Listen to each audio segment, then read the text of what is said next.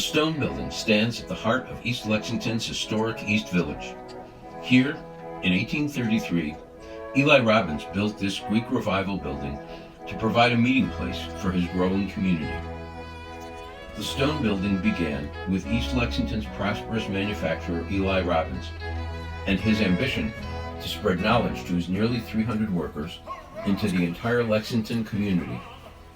To do this, he would host speakers in his grand Lyceum room. Ralph Waldo Emerson, Lucy Stone, and Theodore Parker and other abolitionists spoke in the stone building in the years before the Civil War. Mobs attacked the major abolitionists who risked their lives to end the cruel system of human bondage. Leaders of the abolitionist movement, William Lloyd Garrison, Frederick Douglass, and Charles Raymond, came to meetings in Lexington to confer with local abolitionists. Women were organizing. There were female anti-slavery societies all in towns all across Massachusetts and New England. And so they were organizing themselves to do something. And they, in focusing on abolition and issues about how slavery affected families, how it affected, women in particular, they began to talk amongst themselves also. And this is, an impetus, not the only one, but an impetus for the women's movement. One of the things that connects them that's very interesting is when we look at the fact that African Americans took the phrasing of the Declaration of Independence to be accurate because they said, yes, I agree with that. Women also did. Eli Robbins' wife, Hannah Robbins, served on the executive committee of the Middlesex County Anti-Slavery Society, which sometimes met in the stone building. Eli and Hannah believed in women's rights and insisted that their daughter Julia get a good education in one of the new female academies. Julia Robbins became an ardent abolitionist and women's rights campaigner. Eli and Hannah's granddaughter, Ellen Stone, also joined the women's movement. She was one of Massachusetts' first women lawyers, and she was the first woman elected to the Lexington School Board. Ellen Stone also worked on behalf of emancipated people in the South through the Freedmen's Aid Association.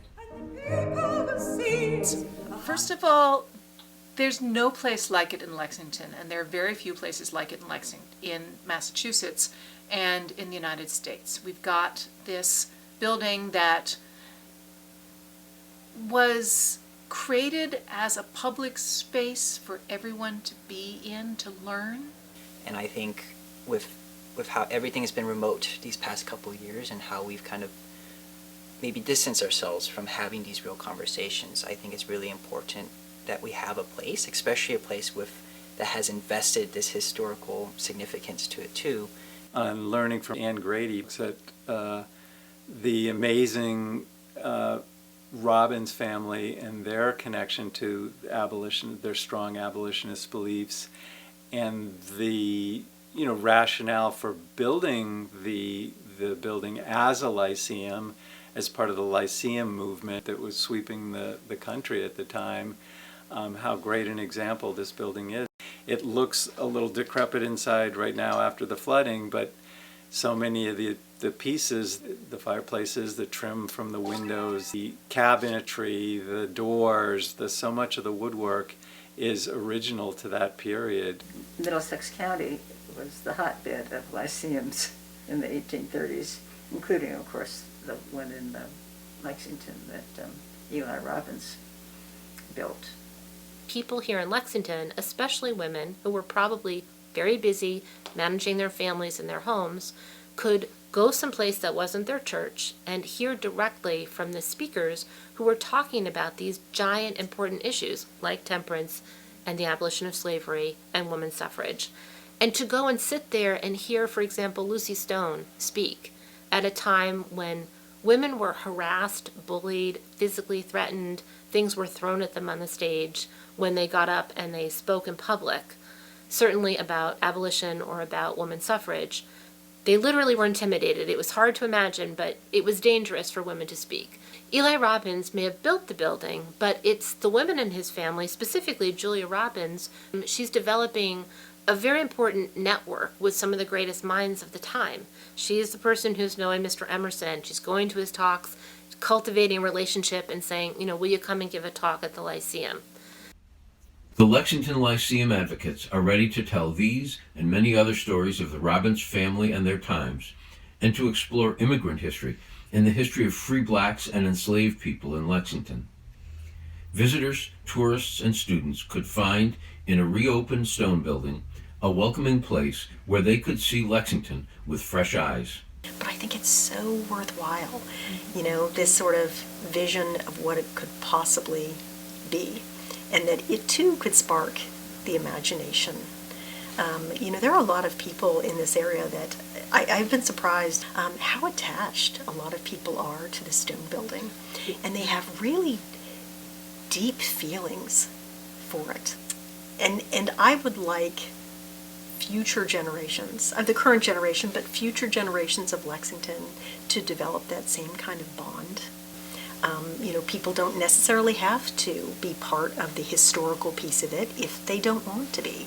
Maybe it'll just be a place for them to sit down and have a great conversation with a neighbor, but surrounded by all of these wonderful stories that the building represents. And I want it to be that special place again. It's a gorgeous Greek Revival building with beautiful work around the door, lovely windows, and columns that are supposed to reflect the best of the history of Greece. It's an inspiring space, it's an inspiring history, and, we had this as a library, as a public space anybody could go into for more than 100 years. And I miss having that space, a place that inspiring and so accessible, someplace you could go and touch and be in, and be under the same kind of light that illuminated Lucy Stone and Ralph Waldo Emerson and so many people. And so as somebody who recently graduated from Lexington High School, I'm really fascinated to learn about the stone building, and really kind of disappointed it was not incorporated into my own curriculum at Lexington High School, where we learned about the abolitionist movement, where we learned a lot about Lexington and Massachusetts. And I think that's something that has been very overlooked in our town, right? I think our history is really centered around the Revolution, right?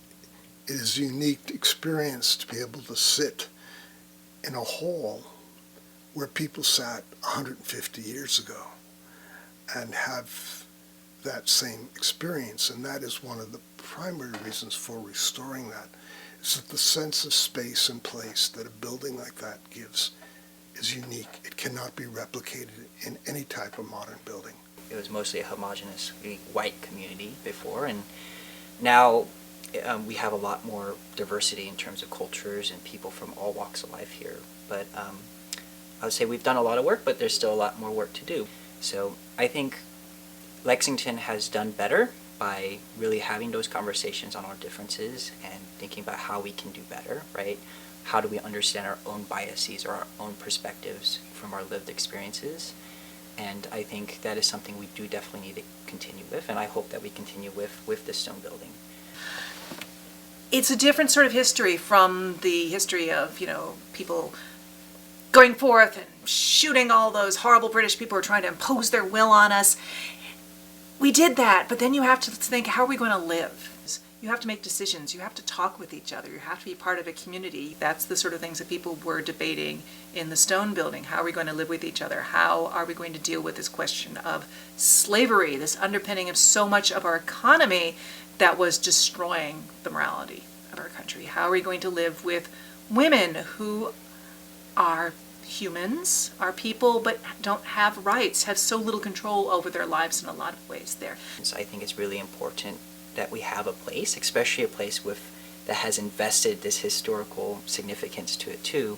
It's an inspiring space, it's an inspiring history. It is the best preserved Lyceum in Massachusetts. It has an important part in things like the abolitionist movement. We have a lot of ground to cover, and we have amazing stories across time.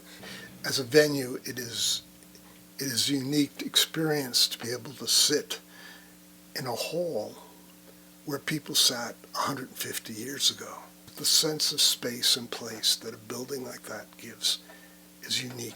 How attached a lot of people are to the stone building, and they have really deep feelings. I just want it to be part of our lives again.